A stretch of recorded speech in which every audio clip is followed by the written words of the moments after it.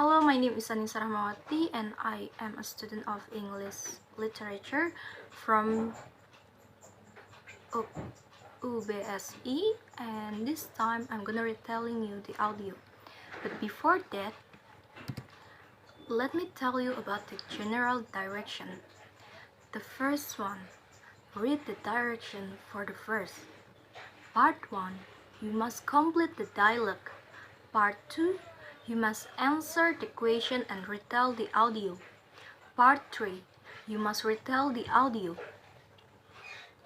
Do the task as the follow.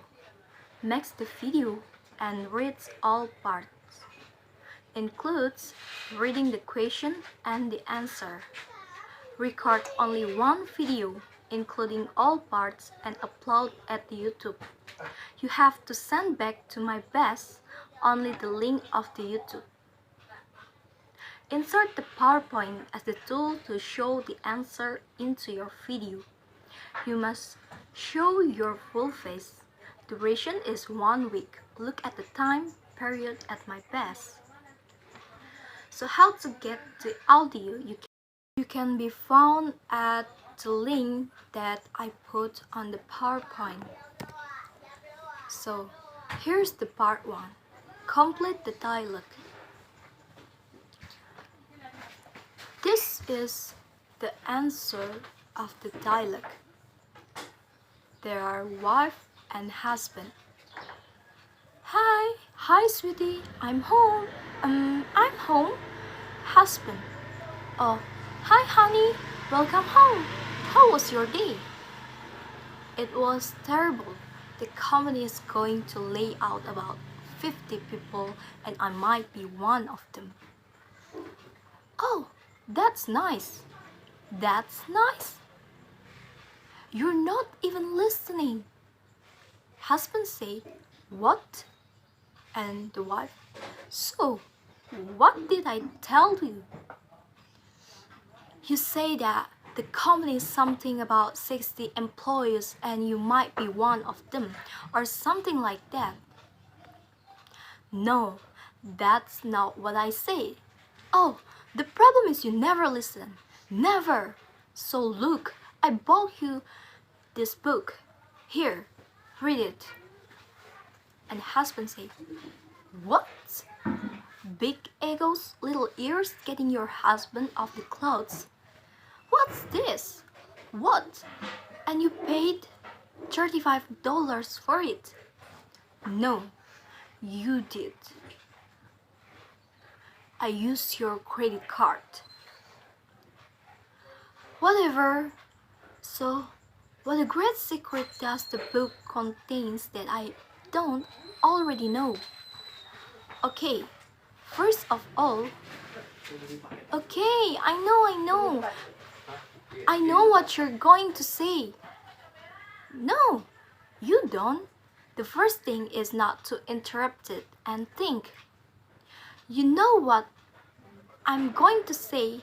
Hold your tongue for once and give me a chance to share my feelings before you came up with some responses.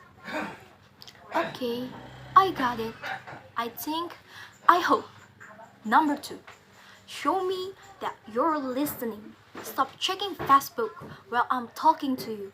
Turn off the TV, look me in the eyes, and anything to show me that you're paying attention. Right, so what's for dinner? See? I'm sorry, I'm just joking. It's not funny. I don't quite love it. And don't tell me what to do to fix my problem. Either, most of the time I don't need solution. I just need to listen to my feeling. Okay, I guess I haven't listened enough. And I haven't shown much empathy. No, you don't. And how about if I read a couple of chapters and we talk about it? Is it okay? Yeah, that would be nice. Thank you. So here's the summary for the first part. One day, there was a husband and wife. The wife has returned home after work. He said, "Hi, I'm home," and her husband greeted her. After greeting, the husband asked how his wife's daily life was. The wife also told that there was an incident in her company. There will be lays off 50 employees, and she thought she may be one of the candidates. However, her husband didn't listen well. And that has always been their problem, always kidding. And his wife also gave him a book about big egos, little ears, getting your husband out of the clothes. Of course, she bought the book using a credit card to buy the book and explained it. The contents of the book about the rules for listening to words before answering and using his mind to say. Her husband also agreed to read and the part of the book at the end, and his wife agreed to. Part 2. Complete the dialogues. Interviewer and Maria. Hello, Maria. Thanks for coming in the interview. It's my pleasure. Thanks for inviting me. Well, as you know, the company has been expanding. We have an opening in our HR department. We are creating a new role for someone to lead our training and development within the company. Yes, I very much think that my skills and experience are a good fit for what you're looking for. Interviewer. That sounds great. So, your CV looks strong too. It will be good if you could give us an overview, in your own words, of what you've been doing over the past 4 years or so. Well, in my first job, about 4 years ago, I was working for a small HR service provider which offered HR service including L&G to corporate clients. Interviewer. Okay, so it was only B2B? Yes, we only offered service to the other company, not B2C. Right, and it says, "Hear you." Then left the company about 3 years ago. Yes, that's right. I was looking for a little more stability and also to be a part of a larger organization, so I joined a company with around 100 staff and a small HR team. As there are only a few of us, we each deal with a range of HR topics in addition to payroll. One of the areas I was responsible for was learning and development. I see. And so why do you want to change jobs now? Well, I very much like the L&G side of my role, and I always had particularly good feedback for my work in this area. I believe I excel in that field. Yeah, that's right. An organization of this size would give me the scope to specialize in L&G. I'm also a big follower of your brand and feel fully aligned with your image and values. Well, that all sounds good, and I can see you have an L&D qualification? Yes, I got a diploma 2 years ago. I am also currently working on a further diploma in psychology with a specific focus on learning and performance management. Very good. Well, it looks like we have the qualification and experience we're looking for it. What do you think will be the main challenge of coming to a much larger company? I can see that it might be perceived as a weakness to have an experience in organization of the size. To I see that it could be also a benefit. I won't be bringing too many preconceived and possibly inflexible ideas with me to the world. Yes, that will be a good thing. Also, I'm used to taking a very personal approach to employee development 40, and I realized that such an approach within 2000 staff members will be have to happen in a different way. But I bring many ideas with me that can be replicated on a larger scale. I see what you mean, right? So, do you have any question for me? I think we've covered many of the areas I had want to address. I have two quick I have two quick questions though. Go on. What would I mostly work with on a daily basis? Well, there is the HR management who will report to, and the HR team, which currently has 6 people on it. There is usually an intern or two who can get some support from also. Okay, thanks. That's all clear enough. And my other question is how performance in this role will be measured. What does success look like? That's a good question. As you know, we have a performance management system in place, and from that, we have identified from some learning and development needs within the organization, but we haven't devised a strategy. Your role will be to devise and then successfully implement this strategy. Oh, thank you. That sounds interesting. Great. So thanks again for coming today.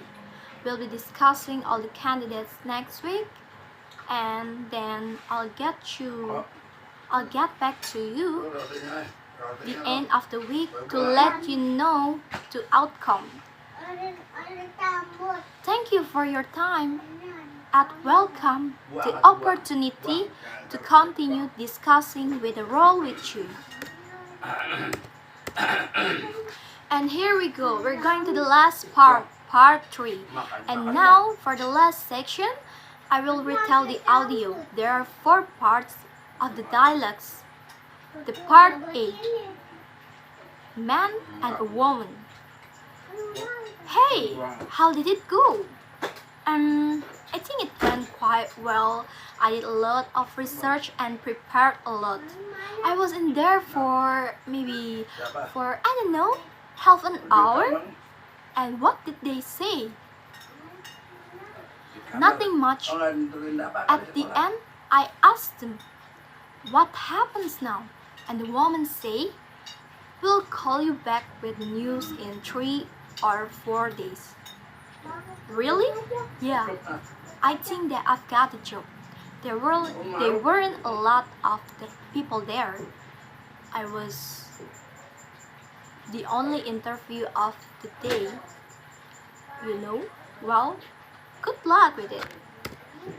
So the summary is the man asked how the woman's interview was going, and the woman answered the interview which she did when well, because she had prepared and searched a lot of information, and the company also said that they would give the news back in about 3 until 4 days, and that also made the woman sure that she passed and would get a job. So, the next one is part B, man and woman. There was a woman who went to the museum and told her friends that There were about hundreds of people in there waiting to be able to get into the room, and she managed to enter and try to see Mona Lisa, but she couldn't see it because the room was full of people taking photos. Can't use flash either, and think why everyone has to take a picture when they see something and when they go on a trip or travel. Which, even though he thinks it's very tiring and can't enjoy the moment. The part C. There are a woman and a man looking back on their yacht. And when they saw the photos, they thought that one of the people inside was her father, which turns out to be the woman's ex-boyfriend named Barry. He remembers and says that Barry is a polite man. Even the guy remembers the first sentence Barry ever said to the woman was, "Hello, I'm Barry, and it's really nice to meet you." It was one of the moments, and they remembered. Maybe you can read the dialects from my PowerPoint. And the last one is part D. There is a woman and a man who's talking about a project. They were talking about dividing groups to work on a project, but one of her male friends doesn't know the information, and when she told him, he was a little bit disappointed that he didn't get the same group as her, and said that they had always been together in the same group. The girl said because he was late and the girl has a group before, 4 people in each group. The teacher said that there were only 4 people in the group, and finally that boy have to find another group. Maybe we can see the dialogue of the part D and C on my PowerPoint. And I think that's enough. This is my presentation. Thank you for your attention. I'm sorry if there are any mistakes. At least I say have a great day, everyone.